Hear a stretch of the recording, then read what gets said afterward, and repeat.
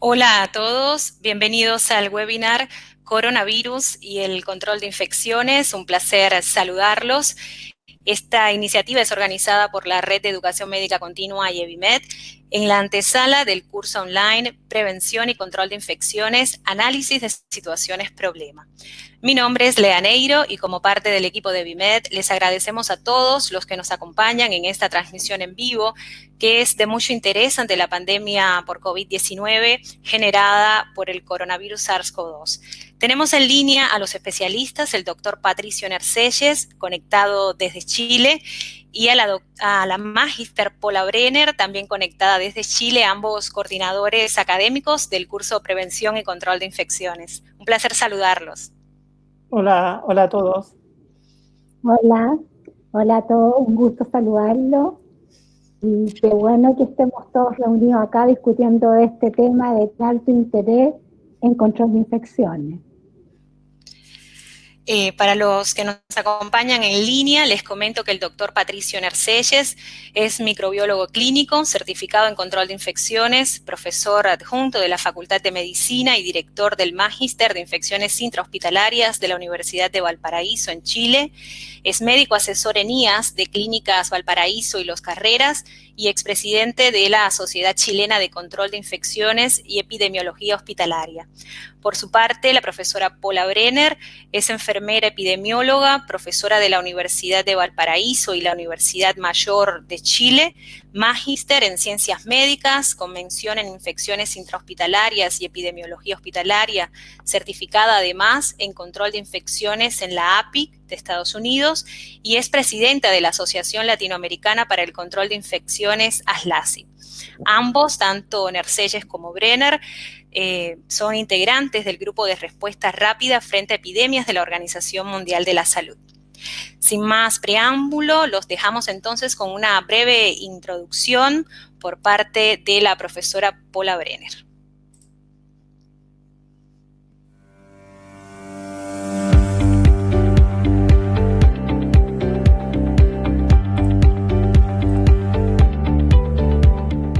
En este webinar inaugural, en realidad no podemos dejar de hablar de la contingencia, de lo que nos compete hoy día y de lo que estamos todos dedicados realmente en este minuto, que es la pandemia por SARS-2 o por COVID-19. Quizás, digamos, uno de los grandes problemas que tenemos hoy día es el exceso de información por un lado, y por otro lado la falta de información. Sobre todo el equipo de salud. El equipo de salud es sin duda el más expuesto. Tenemos países en donde casi la mitad de los infectados corresponde al personal del equipo de salud y en donde existen una gran cantidad de interrogantes respecto a cómo prevenir el contagio por un lado y por otro lado cómo evitar, ¿verdad?, la diseminación de estos microorganismos en el ámbito hospitalario. Como nunca, los profesionales de control de infecciones se han visto enfrentados a problemáticas tales como cómo instaurar un programa de control de infecciones, en qué, digamos, basarse y cuáles son sus prioridades, cómo establecer liderazgo y cómo enfrentar de alguna manera algo racional dentro de los establecimientos de salud. Y justamente de eso es lo que vamos a conversar en esta próxima conferencia, que va a estar a cargo del profesor Patricio Nerselles, a quien ustedes conocen ya en demasía, quien también va a ser uno de los docentes, junto con la que habla y otros docentes de gran envergadura en el curso que está por iniciarse. Así que agradecemos muchísimo su presencia, qué bueno estar con ustedes, un saludo muy especial a todos, a todo el equipo de salud.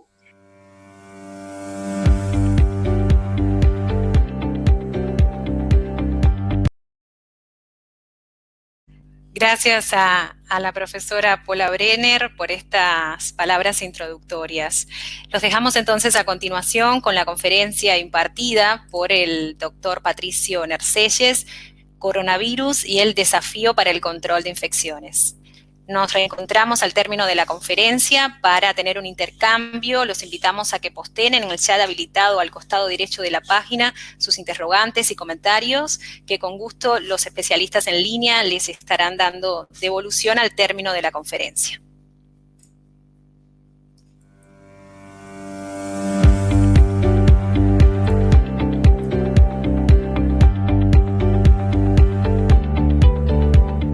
En esta oportunidad vamos a conocer el tema de coronavirus y el desafío para el programa de control de infecciones, en el contexto de que el personal de salud es hoy día el que está probablemente con más riesgo de hacer las cosas bien por un lado y también con mayor riesgo de tener algún tipo de infección.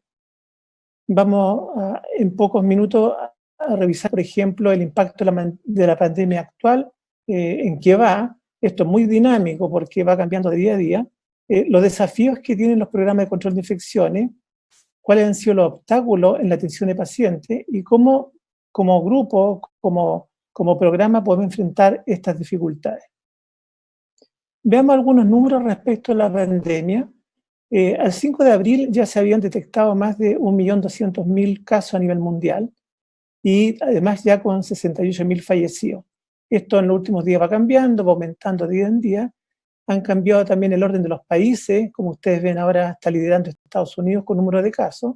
Sin embargo, desde el punto de vista de los fallecidos, todavía en Europa se ve un aumento importante de 15.000 en el caso de Italia, España, y ahí están, suben, bajan, y quizá una cosa llamativa, probablemente porque a lo mejor no hay datos comparables en China, que en realidad se quedó con un número muy bajo de infecciones y también con pocos fallecidos. Esto es un tema que probablemente a futuro va a haber que verlo con más detalle.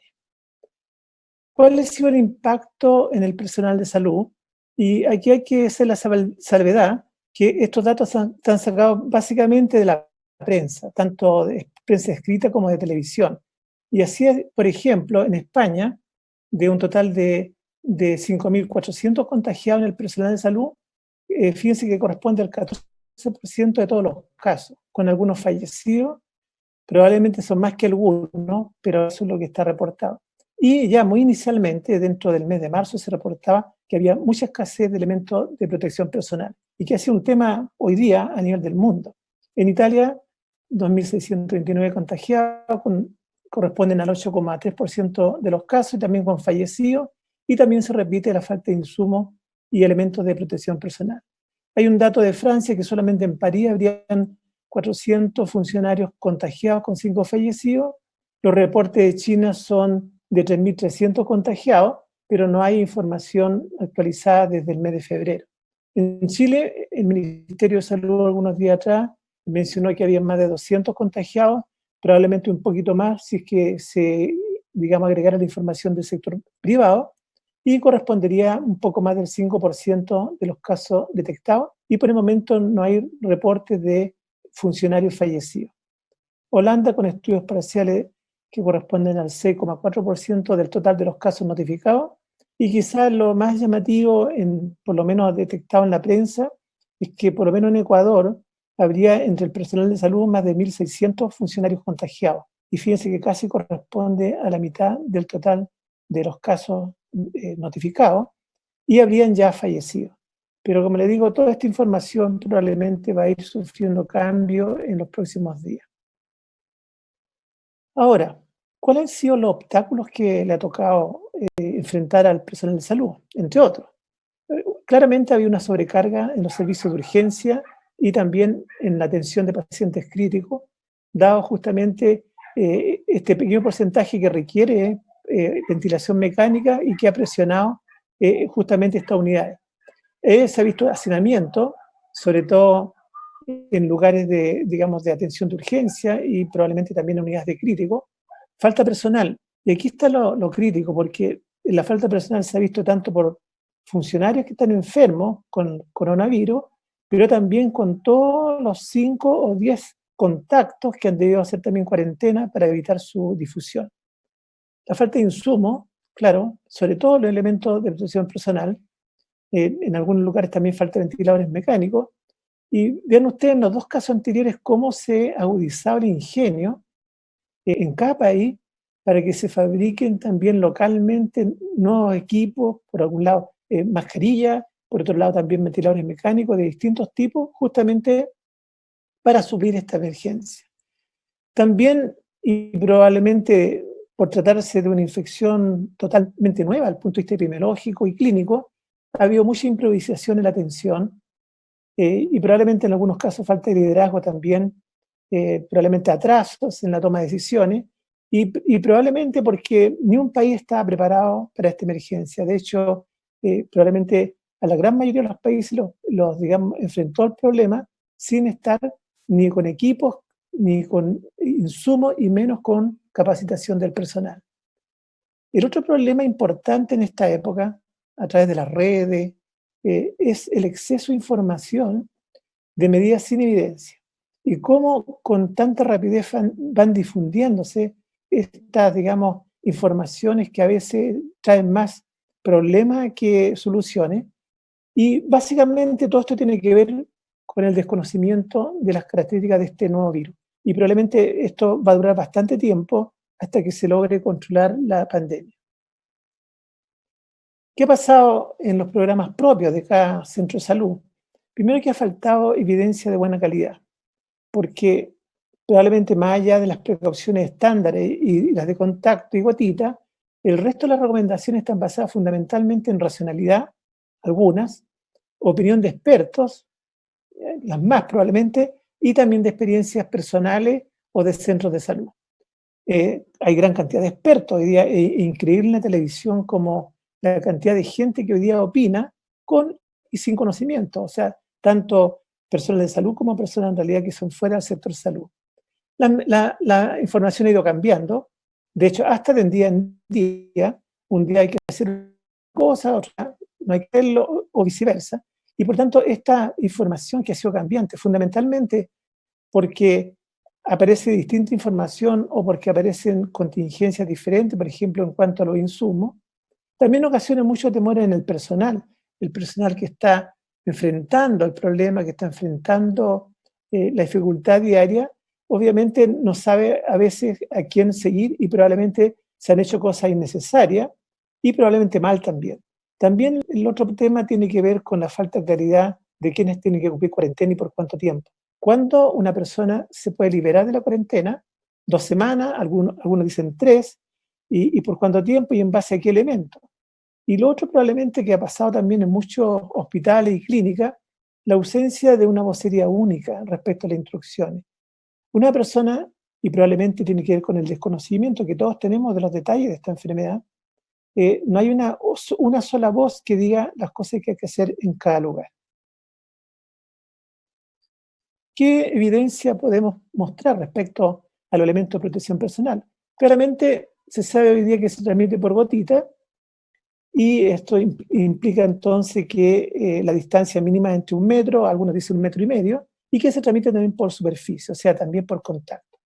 Y que en algunos lugares donde hay concentración de estos pacientes o donde hay más tipo de atención que puede generar aerosoles, obviamente también ese hacinamiento produce una gran carga viral.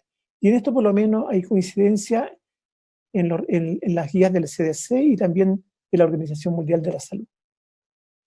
Dudas respecto a la mascarilla quirúrgica, al barbijo, al cubreboca.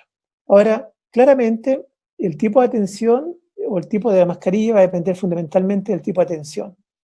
Por lo menos en la atención en general, recordar que siempre debería cubrir la boca y nariz. Uno en la prensa, sobre todo en televisión, se ve que mucha gente la está usando bajo la nariz, con lo cual de alguna manera se está evitando la función de la mascarilla, que es proteger de la salpicadura. Y de alguna manera tiene que quedar lo más sellada posible, o sea, que no haya posibilidad que alrededor de la mascarilla puedan entrar gotitas. Y claramente, si hay atención, por supuesto va a haber que ir cambiando el tipo de mascarilla dependiendo de los riesgos. Y por ejemplo, la mascarilla quirúrgica, la tradicional, la que se usa frecuentemente, se usa para ingresar a la habitación de cualquier tipo de paciente, para reuniones con pacientes o personal, y en general hoy día para cualquier actividad dentro del hospital, dado que hay más riesgo de personas que puedan estar contagiadas por el coronavirus. ¿Qué pasa con el respirador N95? El respirador N95, desde su génesis, fue para proteger al personal, de manera que pudiera filtrar partículas pequeñas, incluidas los virus. Y por lo tanto, en todas aquellas circunstancias donde pueden haber generación de aerosoles, debería usarse este tipo de mascarilla en base, por ejemplo, en condiciones de intubación endotraqueal, cuando se practican nebulizaciones, desconexión del ventilador, broncoscopía, traqueostomía, aspiración de secreciones. Y si uno lo revisa esto, es básicamente lo que ocurre en pacientes que están en las unidades de pacientes críticos con ventilación mecánica. ¿Qué pasa con la protección ocular, antiparra, escafandra o lentes protectores? Obviamente esto es una medida adicional cuando uno espera salpicadura, es decir, en esta ocasión habría que usar en cualquier momento de la atención que se acerque a menos de 1 metro a un paciente, debiera estar protegido con algún escudo facial o algún sistema que minimice el riesgo de salpicadura al respirador. Aquí hay un trabajo que tiene ya algún tiempo, que se hizo una revisión sistemática, probablemente es la única que encontraba, que lo realizó la Agencia Canadiense de Medicamentos y Tecnología de Salud, junto con la Organización Mundial de la Salud, y se recolectaron en esta revisión 5 cohortes retrospectivas y 5 estudios caso-controles. Y en ese estudio ellos encontraron que por lo menos habían 4 condiciones que tenían claramente un mayor riesgo, con ORs que llegaban incluso, como ustedes ven, hasta 6,6, como por ejemplo la intubación traqueal, la ventilación no invasiva, traqueostomía y ventilación manual antes de la intubación. Ahora, había otras condiciones que también ya mencioné previamente, que están obviamente en el contexto de la atención respiratoria, que si bien es cierto no fueron, digamos, significantes desde el punto de vista estadístico, sin embargo igual son condiciones que tienen que ser revisadas. De hecho, hace algunos días atrás salió este informe de la Organización Mundial de la Salud, donde actualiza y reafirma, digamos, los mecanismos de transmisión del virus y, por lo tanto, para las recomendaciones del personal de salud. O sea, COVID-19 se transmite tanto por gotitas como por contacto. En un estudio que se hizo en China de más de 75.000 casos, no se reportaron en estas condiciones de transmisión aérea y por lo tanto estarían vigentes las dos anteriores. Entonces, gotita, recordar que siempre va a estar el riesgo cuando hay un contacto cercano a menos de 1 metro con otra persona que tiene síntomas respiratorios o que tiene tos, estornudo o por exposición a gotitas de la boca, nariz y ojo. Ahora, también recordar que la transmisión puede ocurrir por fomites contaminados en la cercanía de los pacientes infectados y también por contacto directo con pacientes infectados o con artículos de atención. Y aquí cualquier equipo, cualquier insumo que se use en más de un paciente, recordar que podría ser un vector y por lo tanto, en estos casos, dejarlo de uso individual. Y que, por último, la transmisión por vía aérea podría ocurrir en aquellos procedimientos donde hay gran producción de aerosoles, o sea, donde hay intervención sobre la vía respiratoria, de lo que hemos revisado previamente. Y en ese contexto, entonces, estaría indicada la mascarilla N95. Volviendo atrás en la parte del uso de estos respiradores N95 respecto a la mascarilla quirúrgica, hay un estudio que se hizo en Estados Unidos en 4 temporadas invernales en 7 centros ambulatorios, donde se quería ver la eficacia tanto del respirador N95 comparado con la mascarilla quirúrgica, y lo que se hizo finalmente fue tener 2 grupos, en total 1.993 participantes. En este grupo se confirmaron en ese periodo 207 infecciones por influenza, por laboratorio. Y ustedes pueden ver entonces que tanto el grupo con mascarilla quirúrgica como el grupo con respirador prácticamente tuvieron el mismo riesgo de infección y no hubo significancia estética diferente. Y al mismo tiempo que otros cuadros respiratorios con otros virus tampoco mostraron diferencia en ambos grupos. O sea, claramente para gotitas y por esta vía es suficiente la mascarilla quirúrgica. Ahora, ¿Qué pasa con la protección del personal? Y aquí hay una experiencia de los hospitales de Wuhan, ya en febrero, entre enero y febrero. Ellos detectaron ya que en el primer periodo de vigilancia el personal tenía un riesgo de un 5,72% de adquirir coronavirus. Y ahí detectaron una serie de problemas. Primero, no había una vigilancia y la mejoraron. Había también escasez de artículos de protección personal y al mismo tiempo se detectó que había mal uso y que no había un correcto instalación y después retiro de estos elementos de protección personal y probablemente se está usando en lugares que no correspondía. El programa, que incluyó todos estos aspectos, logró una reducción prácticamente a la mitad en el siguiente periodo que se inició, lo cual habla de que aparte de la cantidad correcta de insumos, también es importante que el personal sepa utilizarlo y, digamos, y lo use también racionalmente. Para ir terminando, algunas dudas con respecto al uso de elementos de protección personal. Lo primero, cómo y cuándo utilizar guantes, o cuánto podrían durar las mascarillas en forma continua. Se pueden reutilizar las mascarillas y la diferencia entre usar un delantal o bata o el buzo. En la primera parte, bueno, claramente el objetivo de los guantes es disminuir la carga microbiana en la piel del personal. Por lo tanto, en todas aquellas ocasiones donde va a haber contacto con los pacientes o con áreas de su entorno que podrían estar contaminadas, habría entonces que usar guantes. Esto yo creo que no ofrece mayor problema. Quizá lo que uno ha visto que no se hace bien, el uso extendido de los guantes, que probablemente puede arrastrar contaminaciones de un paciente a otro, de uno que está infectado a otro que no está infectado, e incluso en el mismo personal cuando se toca, por ejemplo, la cara, la nariz, que es bastante frecuente. Yo les quiero mencionar, porque han habido otras publicaciones sin mayor evidencia, cuál sería lo que se recomienda hoy día por el CDC respecto al uso extendido y la reutilización limitada de estos respiradores N95, dado que ha habido bastante escasez respecto a este insumo. Según el CDC, el uso extendido, hasta 8 horas seguidas tendría menos riesgo de contaminación porque habría menos manipulación. Y después de estas 8 horas, obviamente habría que eliminarlo. Agregar antiparra, que pueda ser limpiada sobre el respirador, de tal manera que esta antiparra se podría reutilizar si se desinfecta o se limpia con agua detergente, y de manera disminuiría la carga que recibe el respirador. Obviamente, antes de manipular el respirador, lavado de higiene de manos, y también después, al desecharlo con guantes limpios de manera que no se contamine. Según esta publicación, se podría reutilizar el respirador hasta 5 veces con uso, digamos, de menor cantidad de tiempo. Y para conservarlo, debería ser una bolsa de papel limpio que no deforme el respirador y etiquetado con el nombre del personal que lo va a utilizar. Obviamente desechar si se contamina con sangre o con suciedad o con secreciones respiratorias. Respecto al delantal o buzo, en realidad uno ve mucho en la televisión este personal que anda cubierto entero, como lo que se usó en la época del ébola, y la verdad es que desde el punto de vista práctico uno no le ve utilidad en el área clínica. En el área clínica probablemente lo más importante es el uso de delantal con manga larga, impermeable y de un solo uso, como se recomiendan las precauciones de contacto. Y probablemente porque para no arrastrar contaminación de un paciente a otro.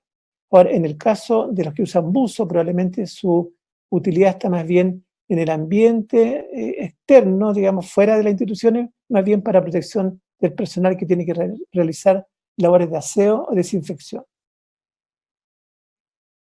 En cuanto a la superficie, hoy día sabemos y ya tenemos claro que el coronavirus es un virus envuelto, por lo tanto muy susceptible a ser eliminado por detergente o desinfectante. Y en ese contexto se ha visto, por ejemplo, que también por racionalidad y por algunos estudios, que la limpieza frecuente de la superficie de alto contacto permite la eliminación de este coronavirus que podría durar sin la limpieza de infección varias horas o días. De tal manera que usar alcohol, por ejemplo, en superficies pequeñas, por ejemplo, celulares, en dispositivos pequeños, teclado del computador o pantalla, en superficies más extensas, clorados, al 0,1% en superficies de mayor tamaño, sobre todo en áreas fundamentalmente críticas o donde haya mayor concentración de pacientes, También se podría usar estos wipes de peróxido de hidrógeno, que son al 0,5%, y el resto del entorno, en realidad, es útil el uso de los amonios cuaternarios fenólicos, considerando en realidad que este virus es bastante lábil al uso de la limpieza y de los detergentes. Y para terminar entonces, y terminando, recordar cuáles son las bases de los programas de infecciones en tiempos de pandemia, sobre todo cuando hay recursos limitados. No descuidar la vigilancia epidemiológica. La verdad es que recordar que los datos son los que nos dan información respecto a las acciones de cómo va aumentando el problema o cómo lo vamos controlando. Recordar que todos los, digamos, elementos de protección personal, la higiene de manos, la limpieza y la reutilización de insumos deberían estar protocolizados localmente de acuerdo también a la mejor evidencia. Recordar también que el personal tiene que estar educado, tiene que estar capacitado, lo mismo los pacientes, de manera de reducir los riesgos, y nunca olvidarse de que además de los protocolos y de la capacitación, tenemos que evaluar si se cumplen realmente o no, especialmente en aquellos lugares que son más críticos. Así que, como conclusión, podríamos decir que claramente estamos frente a una infección nueva, donde el virus se ha comportado diferente a anteriores pandemias por coronavirus, y donde tampoco no tenemos evidencia suficiente respecto al rol que están jugando muchos actores, o por ejemplo los asintomáticos, que muchas veces no son detectados.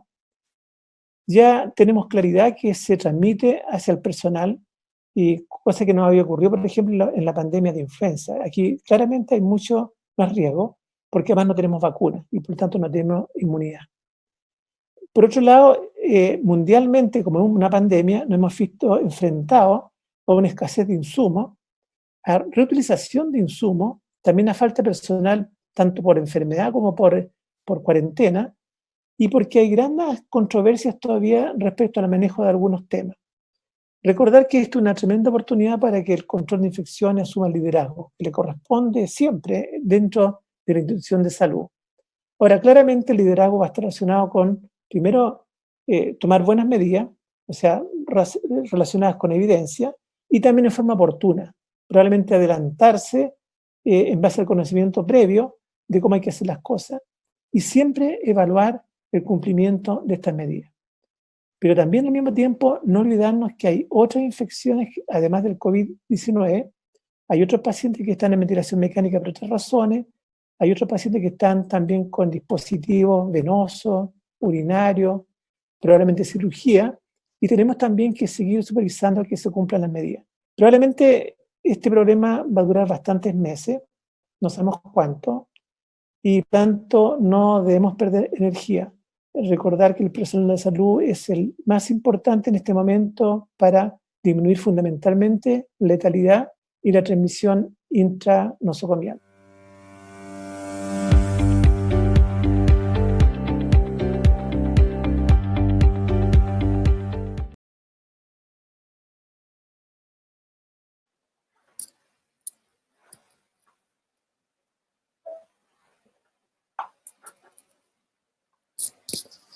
Muchísimas gracias al doctor Narselles por esta excelente presentación.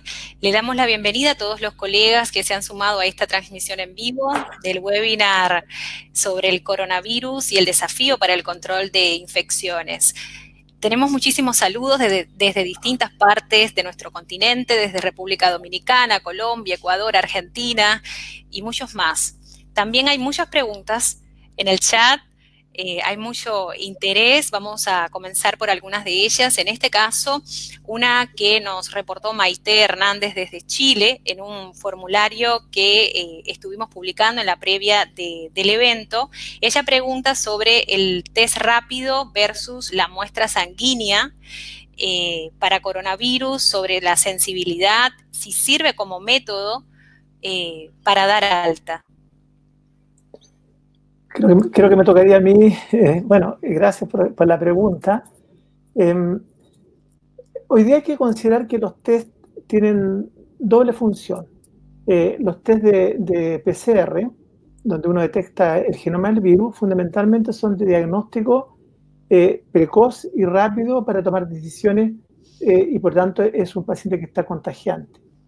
y por tanto en ese contexto permite hacer el diagnóstico de los casos y también mantenerlo hasta que sepa uno cuando ya se eliminó el virus.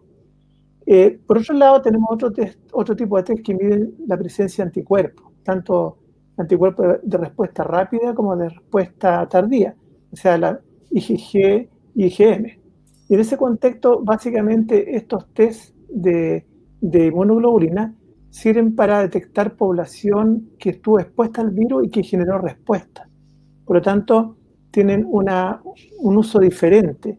El primero, el PCR, es para hacer diagnóstico del momento, y los test de producción de anticuerpos es para detectar cuánta población fue expuesta al virus y tener una idea global finalmente de cuántas personas fueron afectadas. Así que tienen función distinta.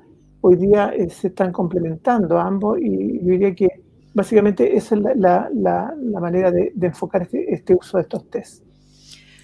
Muchísimas gracias a usted y a la participante que nos acercó su interrogante.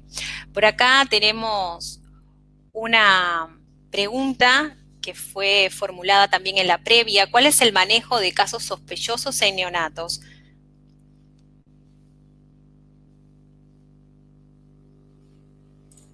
Hola, no sé si me escucharon. ¿Paula, quieres contestar?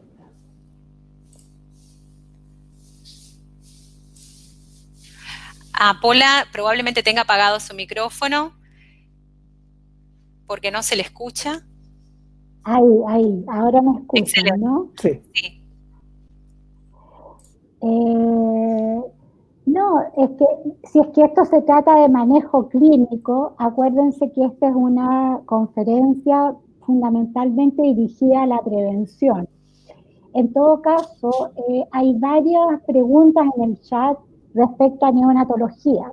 Y lo que hay que saber es que existen trabajos donde se han detectado casos en neonatos y la mayoría de ellos, digamos, han tenido pocos síntomas. En todo caso, ustedes saben que en la población pediátrica en general, la sintomatología del COVID-19 es mucho más leve y mucho más benigna. Por lo tanto, la mayoría de los casos son o asintomáticos o simplemente con síntomas leves. Entonces, en el tema de neonatología, particularmente dentro de la prevención, las medidas son exactamente las mismas que en pacientes adultos. Precauciones por gotitas y por contacto. Y probablemente, digamos, en esta población, uno tendría, digamos, que establecer medidas permanentes en el manejo de precauciones por gotita y por contacto, y en cualquier paciente que tenga cualquier sintomatología respiratoria, proceder, digamos, como si fuera un caso sospechoso. Muchas gracias, Paula. Hay varias preguntas relacionadas con los equipos de protección personal. Una colega de la Argentina les consultaba sobre el tiempo máximo de uso de un barbijo, por ejemplo, y también de algunos equipos de protección, más allá de que el doctor Narcelles lo mencionaba en su presentación. Ok. Mira, o sea, en el tema de la duración de los EPP existe una enorme controversia en la actualidad. En todo caso, como nosotros somos profesionales del equipo de salud y de control de infecciones, probablemente tenemos que actuar más que con las recomendaciones, digamos, generales o líneas de trabajo, con racionalidad.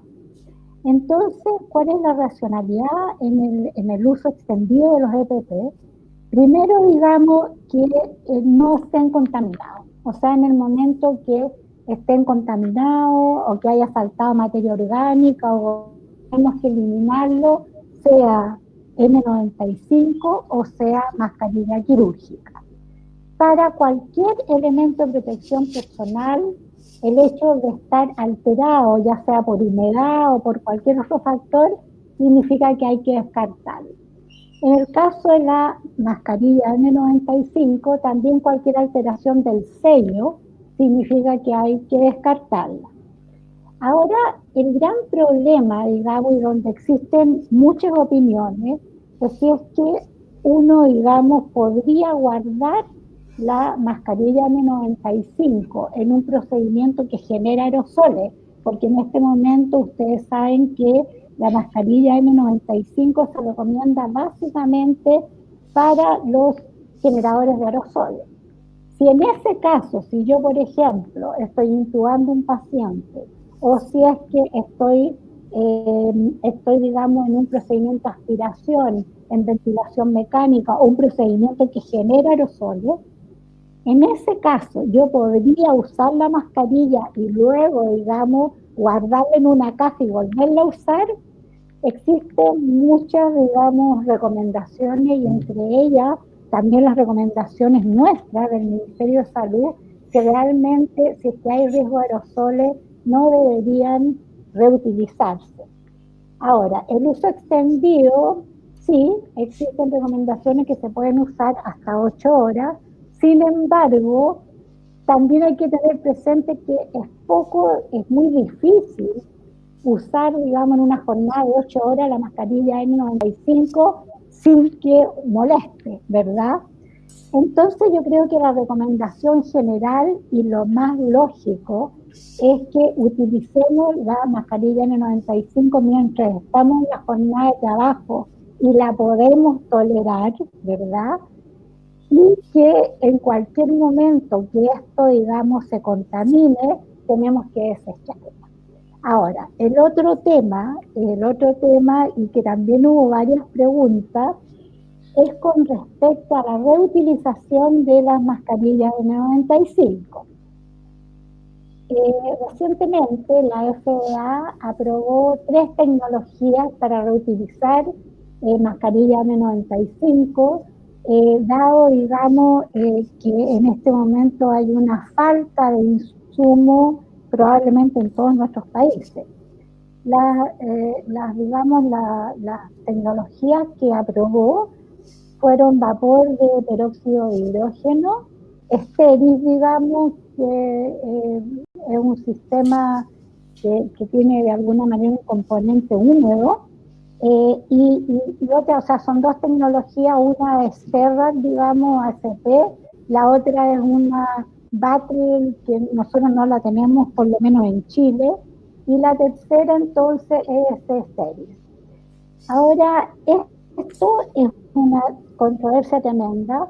De hecho, la Universidad de Stanford, por ejemplo, y varias otras agencias reguladoras no recomiendan la reutilización porque dice que todas estas tecnologías dañan el sello y dañan el filtro. Por lo tanto, la recomendación más racional es que si se puede no reutilizar, no las reutilicen.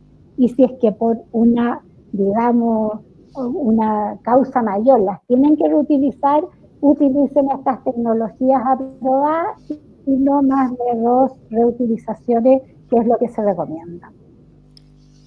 Muchísimas gracias, Paula.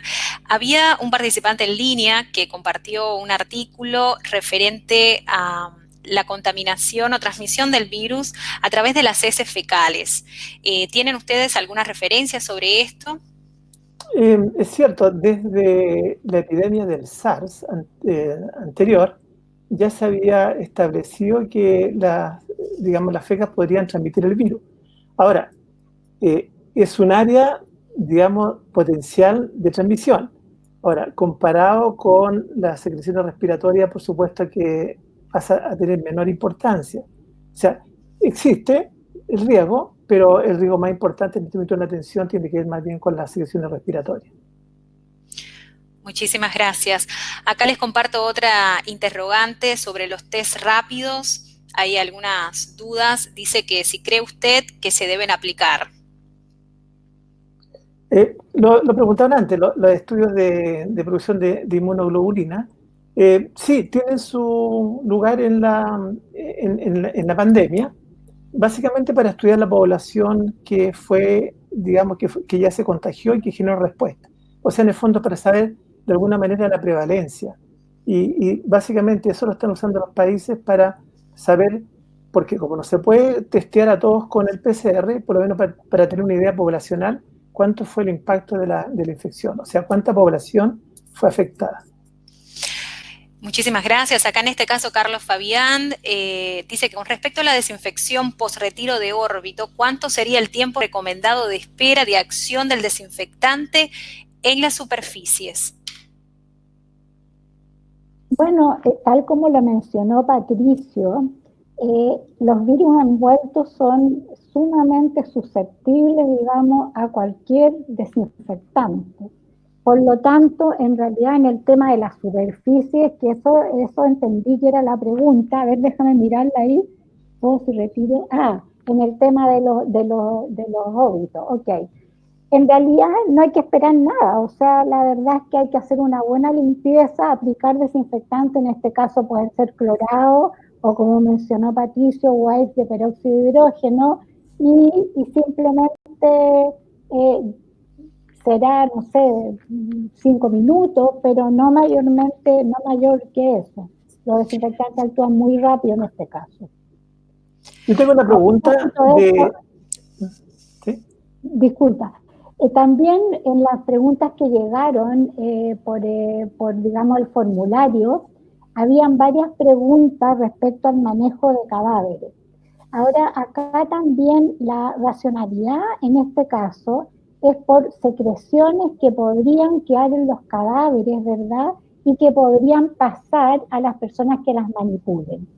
Y en ese sentido me acuerdo de una pregunta que hubo, si había que sacarle los procedimientos invasivos a los cadáveres, digamos, antes de ya procederlos para su destino final. Entonces, bueno, la racionalidad en este caso es que simplemente se manipule lo menos posible y lo que se manipule, se manipule obviamente con elementos de protección personal, al igual que un paciente vivo, sobre todo si recién falleció de coronavirus. Ahora, la recomendación en general y también en nuestro país es que los cadáveres se pongan en una bolsa, ¿verdad?, sellada y que se haga limpieza de superficies, así como yo les mostré, o sea, como estuvimos discutiendo recientemente. Ahora, si es que realmente tenemos que sacarle o no los procedimientos invasivos, aquí también hay que actuar con racionalidad. Yo creo que los procedimientos invasivos que estén superficiales, como gránulas, mariposas, etcétera, se podrían sacar y disponerlos igual que un material cortopunzante. Ahora, si tenemos catéteres implantables, marcapasos o elementos como eso, probablemente es mejor dejárselos nomás y tratar de no manipular. Ya. Hay una pregunta de Mariana, de Argentina, respecto al manejo de las muestras respiratorias a nivel de laboratorio, en ausencia de campanas de bioseguridad. Sí, lo ideal sería en microbiología contar con campanas de bioseguridad, pero en su ausencia, en realidad, habría que usar elementos de protección personal, en este caso, mascarilla o barbijo quirúrgico y también protector facial o lentes oculares. O sea, la idea es, digamos, también evitar salpicaduras durante el procesamiento. Eso es suficiente. La otra pregunta, que podría también agrupar varias preguntas también realizadas previamente, tiene que ver con el manejo de superficie. Por ejemplo, uso de alfombras con desinfectante, qué tipo de desinfectante hay que utilizar, digamos, a la entrada de los recintos. Y acá lo importante es ir al concepto general. El riesgo principal está en las gotitas, en la atención de paciente y en las superficies relacionadas con el entorno del paciente. De tal manera que todo lo que tiene que ver ahora con paredes, pisos, pasan a categoría del aseo habitual. Obviamente, en estas circunstancias lo haremos más frecuentemente, pero usar alfombra no tiene mucho sentido, y sí un aseo frecuente, 2 o 3 veces al día, en las superficies probablemente tocables de las habitaciones, de los pasillos. Y puede ser con clorado o con amonio cuaternario. Es suficiente cualquiera de estos dos desinfectantes. Clorado al 0,1% y el amonio cuaternario en la dilución también que recomienda el fabricante. Muchísimas gracias a ambos. Sí, Paula, adelante.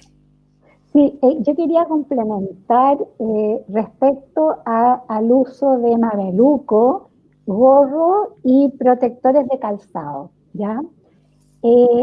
y decirles primero que el uso de mameluco es en absoluto no recomendable, ¿ya? Nosotros tuvimos la experiencia con la epidemia de ébola de lo difícil que es ponerse y sacarse este elemento, y que si es que uno no tiene un entrenamiento bastante, digamos, acabado, la posibilidad de contaminarse usando el buzo es sumamente alta. Y en este caso realmente no tiene ningún sentido, o sea, no va a proteger más que una bata, digamos, y que en el fondo lo que estamos tratando de evitar es salpicaduras sobre la ropa. Por lo tanto, el uso de buzo o mameluco, la verdad es que no se recomienda en ninguna circunstancia. Respecto al uso de gorro y el uso de bota o cubre calzado, acuérdense, también lo mencionó Patricio, que la verdad, la posibilidad de llevar un virus que está en el suelo al paciente es prácticamente inexistente. O sea, las botas es un tema, digamos, que tiene mucho más que ver con el miedo que con la capacidad real de contagio. Y respecto al gorro, bueno, el gorro es una protección en el fondo para evitar que un pelo salte sobre el paciente, y en ese sentido existen áreas donde utilizamos gorros por ese motivo. Pero para prevención y control de infecciones, el gorro no tiene absolutamente ningún sentido. Y junto con esto quiero decir otra cosa, que también hubo varias preguntas con respecto al uso de protección ocular. Acuérdense que digamos, las gotitas pueden llegar al paciente, ya sea por transmisión por la vía aérea y por la mucosa ocular. Por lo tanto, si nosotros en un procedimiento de alto riesgo solamente estamos usando mascarilla, no nos sirve de nada. Y eso es algo que todos los que atendemos pacientes tenemos que tener en cuenta, que si estamos usando mascarilla en un procedimiento que genere aerosoles o gotitas, tenemos que complementarlo con un visor o un protector ocular, porque si no, la mascarilla sola no tiene ningún sentido. Y en ese sentido, bueno, a uno le llama la atención recomendaciones en la comunidad, en donde digamos, hay una recomendación extendida de uso de mascarilla en sitios públicos, en el metro, en lugares, digamos, con exceso público, pero la verdad, digamos, que la mascarilla ofrece una protección parcial si es que hay una persona que elimina gotitas y que está contagiado. Hay varias preguntas vinculadas con los métodos de desinfección, dígase, consultan por la luz ultravioleta para los equipos de protección, también la vaporización con peróxido de hidrógeno en el ambiente. Es que lo que pasa que, a ver, el vapor de peróxido de hidrógeno, digamos, ambiental, es una, digamos, tecnología dirigida fundamentalmente a eliminar esporas de Clostridium difficile, que no tiene nada que ver con el virus, ¿ya? Los virus, acuérdense que no están en el aire y que solamente, digamos, en circunstancias muy especiales, cuando hay un gran hacinamiento o gran, digamos, aerosolización de gotitas, como en una unidad de cuidado intensivo, etcétera, se justifica probablemente mayor recambio de aire y también, ¿no es cierto?, protección de la vía aérea más allá del 1,5 metros, 2 metros. Pero la verdad que estas tecnologías de desinfección de ambiente, ahora, yo no sé que se haya probado, digamos, el vapor de peróxido de hidrógeno como desinfección de ambiente para el coronavirus. Sí, para, como digo, los Clostridium difficile. Y lo mismo la luz ultravioleta. Puede funcionar. Ahora, a mí, digamos, no se me ocurre que eso tenga una ventaja comparativa con la desinfección terminal común y corriente con desinfectantes clorados o peróxido de hidrógeno. Muy bien, acá tenemos otra interrogante en cuanto a la desinfección de alto nivel de instrumentos semicríticos. ¿Es mejor usar soluciones desinfectantes a base de glutaldehídos o amonio cuaternario? Pregunta Tommy. No, aquí hay que hablar bien. Desinfección de alto nivel es con desinfectante de alto nivel. Por lo tanto, ahí tienen que usar o glutaraldehído u ortoftalaldehído. No hay otra posibilidad. Los manejos cuaternarios fundamentalmente son para manejo de superficie, nunca para manejo de equipo. Los equipos, si uno usa desinfección de alto nivel, tiene que usarlo fundamentalmente con estos aldehídos, que son, como lo repito, glutaraldehído o el ortoftalaldehído, OPA también llamado. Hay una pregunta interesante que uno probablemente la podría ver con alguna frecuencia, que es de María Magdalena. Tiene que ver con el uso alcohol gel sobre los guantes. Y la verdad es que eso es bien bueno, es bueno recalcarlo. El alcohol daña los guantes. Por tanto, usarlo sobre la superficie de guantes para evitar retirarse los guantes va a ser un factor de riesgo en vez de una medida de protección. El alcohol gel es para aplicarlo sobre la piel cuando es el uso repetido. Pero si uno lo aplica a una superficie, en este caso, por ejemplo, de látex o de propileno, lo va a dañar y va a aumentar, digamos, la permeabilidad del guante y por lo tanto va a disminuir su efecto. Así que no, está contraindicado el uso de alcohol sobre los guantes. Muy bien, acá hay otra pregunta que está también vinculada a un factor que mencionaba Paula y no es menor, que es en torno al miedo o la inseguridad. ¿Cuándo termina la transmisión de persona? ¿Cuándo se puede determinar que un paciente ya deja de transmitir la enfermedad? Nos han preguntado también en chat. Sí. Bueno, aquí yo creo que uno va a tener que hablar en términos de salud pública, porque es prácticamente imposible frente a cada paciente determinarlo. Y por tanto uno aplica medidas que son genéricas, que permiten tomar decisiones también de salud pública. En ese sentido, por ejemplo, cuando un paciente deja de ser infectante, porque probablemente la disminución o el término de la sintomatología más grave permite uno decir que el paciente se está recuperando. Porque incluso si uno tomara con técnicas de PCR, por ejemplo, podría salir positiva, y no porque el virus esté viable, sino porque quedan todavía restos del genoma y por tanto va a ser positivo. Probablemente tendría algún sentido acá las técnicas de diagnóstico rápido, por ejemplo, con detección de inmunoglobulina, porque si uno detecta la presencia de inmunoglobulina, podría suponer que hay una respuesta ya del paciente frente al virus. Así que en ese contexto podría servir. Y en realidad uno se maneja de alguna manera en pacientes que ya se recuperaron clínicamente, diría con los números mágicos de siempre, ¿cierto? Las 2 semanas, las 3 semanas, pero siempre entender que cada paciente en sí es diferente, y de hecho se han detectado pacientes que han estado más de 3 semanas todavía con detección de virus. Por lo tanto, no hay una medida así estandarizada, y de alguna manera hay que tomar definiciones de salud pública, definiciones operacionales que permiten ir de alguna manera sacando pacientes.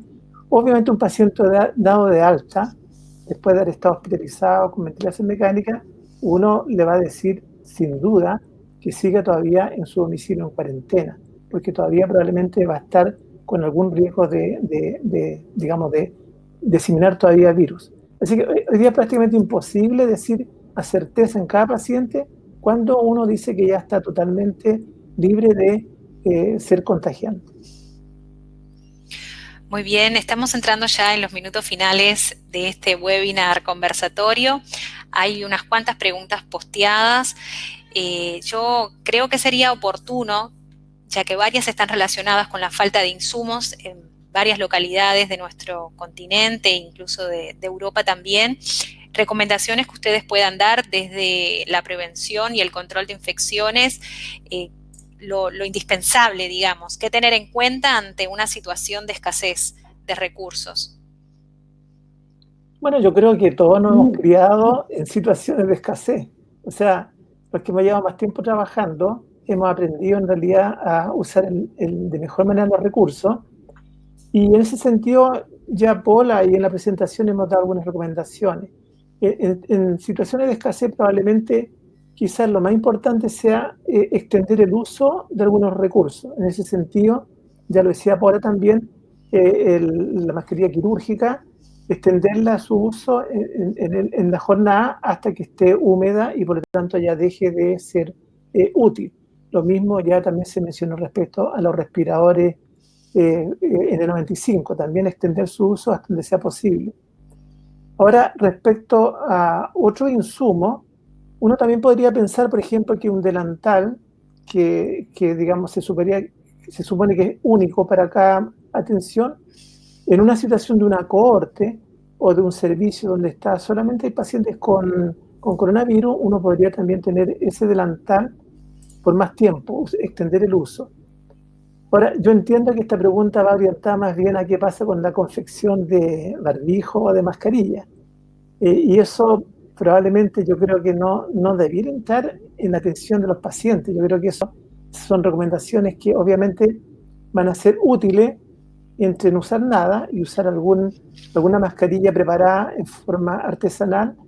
Claro, va a ser una barrera imposible poder relacionarla con lo que es capaz de hacer una mascarilla quirúrgica, que es capaz, por ejemplo, de retener el 70% de las partículas, o la N95, que es capaz de retener el 95%. Cuando es doméstica o artesanal, no hay cómo probar su eficacia en términos, digamos, comparativos. No sé si eso ayuda a la respuesta, no sé, o Paula quiere complementar algo con ello. Sí, bueno, yo quiero decir dos cosas, digamos. Primero, respecto a la escasez de insumos. La escasez de insumos en realidad se reduce a escasez de mascarilla quirúrgica y mascarilla N95, porque el resto de los insumos hay, digamos, en todas partes.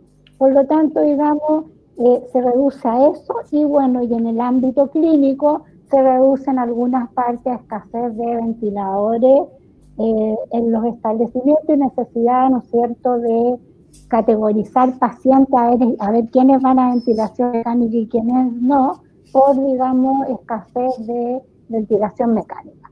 Pero acá, digamos, para el equipo de salud, el tema más importante es la escasez de barbijo o de mascarilla, y particularmente las mascarillas N95. Entonces, ¿qué tendríamos que hacer nosotros ante la escasez de insumos?